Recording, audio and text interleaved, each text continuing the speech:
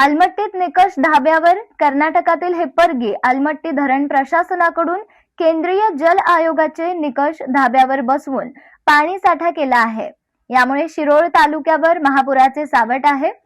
या प्रश्नी आंदोलन अंकुशच्या पदाधिकाऱ्यांनी हिप्परगी बंधाऱ्यावर अचानक भेट देऊन ही बाब समोर आणली.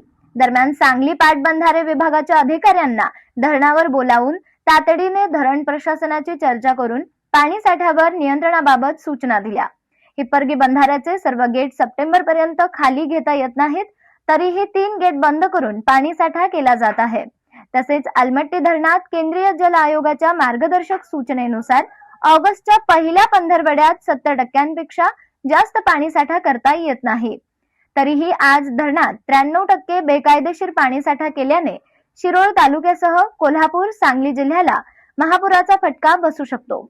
आंदोलन अंकुशच्या पाहणीवेळी हिप्परगीचे 1 गेट मोडून खाली अडकले असल्याचे व 3 गेट उचलले नसल्याची गंभीर बाब निदर्शनास आली.